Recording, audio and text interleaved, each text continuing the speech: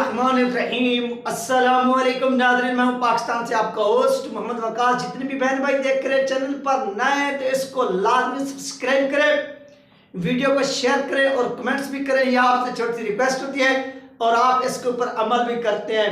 तो आज जो अहम तरीन बात होने जा रही है वो भी आप सुनकर हैरान होंगे कि एक मरतबा फिर जो है ना वो सुप्रीम कोर्ट ऑफ पाकिस्तान के अंदर क्या होता है, टीएलपी ने जो धरना दिया था फैजाबाद का, उस पर काफी बातचीत होती है और क्यों होती है ये तमाम चीज आप डिटेल के साथ जान सकेंगे। और जस्टिस शौकत सदीकी साहब वो इस धरने का जो है वो वहां पर जिक्र करते हैं।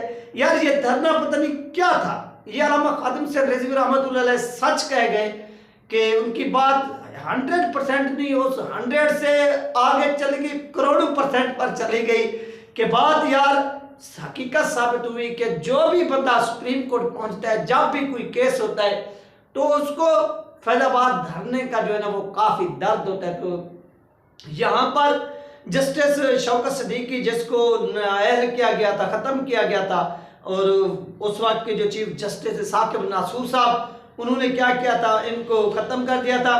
तो इन्होंने वहां पर एक एप्लीकेशन दी है। ये तमाम चीजें आप इस वीडियो के अंदर जान सकेंगे डिटेल के साथ। तो आपसे रिक्वेस्ट ये कि आपने थोड़ा वेट करना है, इसको सुनना है।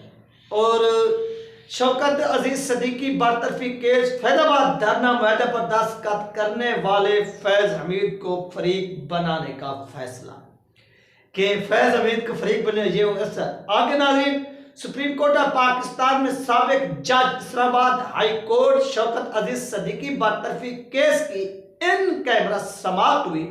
सुप्रीम कोर्ट के 5 रुकनी लार्जर बेंच ने केस की समाअत की। चीफ जस्टिस काजी फैज इसा लार्जर बेंच की सरबराही कर रहे थे। लार्जर बेंच में justice Aminuddin, justice Jamal Mandokhail, justice Hassan Azhar Rizvi, justice Irfan Saadat Khan शामिल थे। ये कल जो समाअत हुई उस हवाले से यहाँ पर नाज़रीन साबिक सीनियर जज इस्लामाबाद हाई कोर्ट शौकत अजीज सदीकी को 2018 में अपने ओहदे से बरतरफ कर दिया गया था।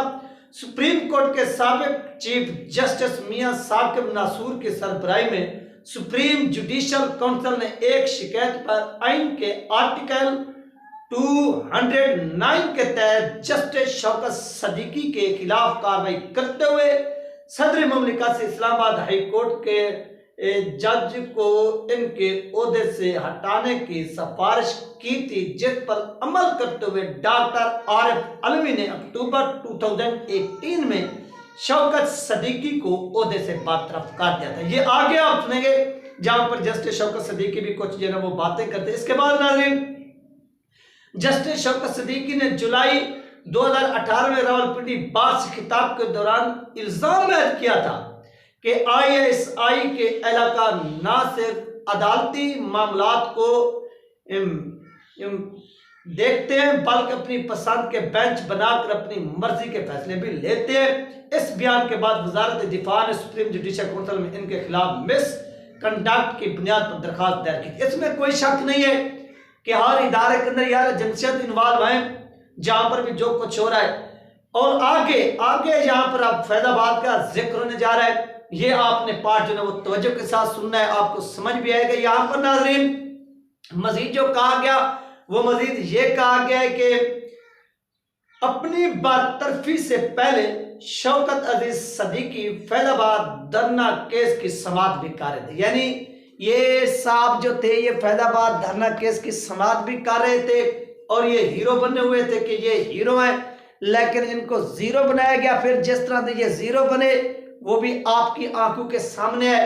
और इनको भी फैजाबाद धरना केस के हवाले से काफी जो थी वो तकलीफ थी और उन्होंने कहा था इस केस में इन्होंने धरने को परेड ग्राउंड में मुंतकिल करने का हुक्म दिया था। यानी अल्लामा खादिम सैयद रिजवी रहमतुल्लाह अलैह की क़यादत में जो वहां पर धरना चल रहा था इस्लामाबाद के अंदर, यानी फैजाबाद के मकाम पर, उन्होंने कहा कि यहां से आप धरने को उठाइए और इसको उठाकर इस्लामाबाद के परेड ग्राउंड के अंदर आप इसको शिफ्ट कर दीजिए। तो मैं आपसे पूछना चाहता हूं जितने भी नाज़रीन सुनते हैं कि यार अगर ये परेड ग्राउंड के अंदर टीएलपी के लोग 2017 यानी 2017 से लेकर आज तक भी बैठे रहते ना, आज 2023 का इख्तिताम चल रहा है, आखिरी मंथ चल रहा है, आखिरी मंथ के आखिरी डेज चल रहे हैं, तो मैं आपको गारंटी के साथ कहता हूं कि किसी भी सूरत ये 6 साल गुजर गए हैं ना, इन 6 सालों के अंदर एक मर्तबा भी जाकर कोई वहां पर इनकी बात ना सुनता। यानी 3 हुकूमतें चेंज हो गई हैं, 3 नून लीग चेंज हुई, नून लीग के बाद पीटीआई आई, पीटीआई के बाद दोबारा नून लीग आई, फिर नून के बाद अब निगरान हुकूमत आई है। ये इतनी हुकूमतें चेंज हुई, कोई एक हुकूमत भी जाकर वहां पर बात ना करती।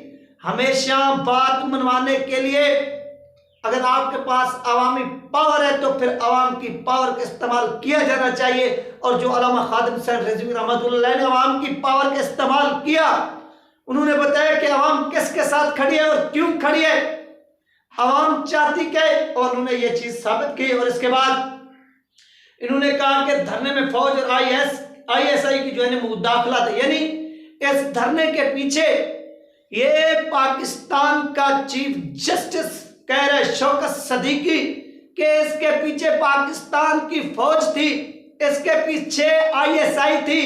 यानी आईएसआई ने अल्लामा खादिम हुसैन रिजवी रहमतुल्लाह को सपोर्ट किया और सपोर्ट करके उनको लाहौर से लेकर इस्लामाबाद तक पहुंचाया, फैजाबाद के मकाम तक पहुंचाया, यहाँ पर राशन पहुंचाया, खिलाया पिलाया। यार अगर इस तरह से होता तो मुझे बताओ, जो 8 लोग शहीद हुए थे वो फिर ना होते ना। और इसके साथ साथ जो वहां पर शैलों की बमों की बारिश हुई थी, फायरिंग नहीं, फायरिंग को तो छोड़े यार, बारिश, फायर को गिना जा सकता है कि एक पिस्टल के अंदर कितनी फायर आते हैं, यानी एक मैगजीन के अंदर, और एक इस तरह से इनकी यानी गिनती हो सकती है। जो ऊपर से बारिश के कतरे बरसते हैं उनकी आप गिनती नहीं कर सकते। और टीएलपी के ऊपर ऐसे हुआ, ऐसी बमबारी की गई, ऐसी शेलिंग की गई, जिस तरह से वो बारिश के ऊपर से कतरे गिरते हैं, बरसते हैं, यह उस तरह का जुल्म हुआ। उस जुल्म को भी इन लोगों ने साहब बर्दाश्त किया। और आज जस्टिस काजी फैसला साहब सुप्रीम कोर्ट ऑफ पाकिस्तान में खड़े होकर ये बात कहते हैं, तो इनको जस्टिस शौकत सदीकी को थोड़ा शर्म आनी चाहिए कि आप किसी शख्स को क्रेडिट अगर नहीं दे सकते उसकी जदोजहद के ऊपर, तो आपको ये हक नहीं पहुंचता कि आप किसी को किसी का एजेंट ठहराएं और उनके ऊपर, उनके कैरेक्टर के ऊपर, उनके किरदार के ऊपर आप उंगली उठाएं। ये चीज किसी भी सूरत नाकाबिले बर्दाश्त है।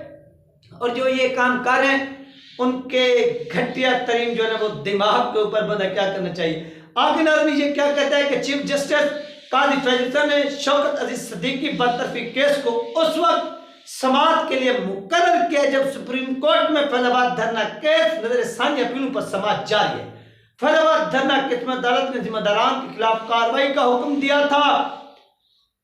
यानी जो जिम्मेदारान थे, यानी अल्लामा खादिम हुसैन रिजवी रहमतुल्लाह अलैह हो गए और इसके साथ साथ और भी बहुत से लोग थे, उनके खिलाफ इन्होंने कहा था कि इनके खिलाफ कार्रवाई की जाए।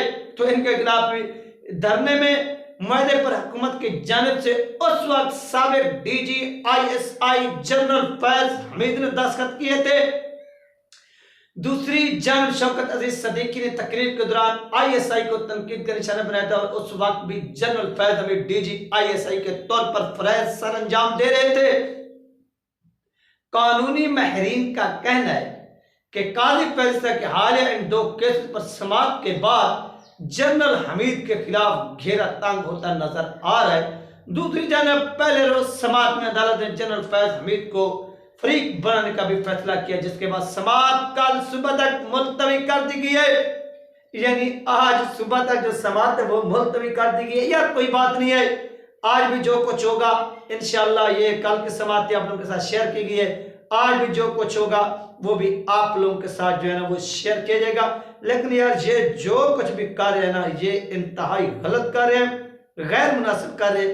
इनके आपस में अपने जितने भी मसले हैं ये बर्दाश्त करें, ये सब कुछ करें, लेकिन ये यहाँ पर जो कर रहे हैं अल्लामा खादिम सैयद रिजवी रहमतुल्लाह अलैह के हवाले से या फैजाबाद को लेकर, इनको असल तकलीफ भी फैजाबाद के धरने से ही है और किसी चीज़ से नहीं। इनको असल में दर्द ही फैजाबाद धरने का कि ये हुआ क्यों था और इसमें अल्लामा खादिम सैयद रिजवी रहमतुल्लाह अलैह कामयाब होकर वापस क्यों गए थे, वापस क्यों लौटे थे। ये चीज़ें हैं जो नाज़रीन इस वक्त चल रही है, हो रही है, और आप लोगों के साथ क्या की गई हैं, शेयर की गई हैं। अपना ख्याल रखिएगा, मुझे दुआ में याद रखिएगा। मिलते हैं नेक्स्ट वीडियो में। अल्लाह।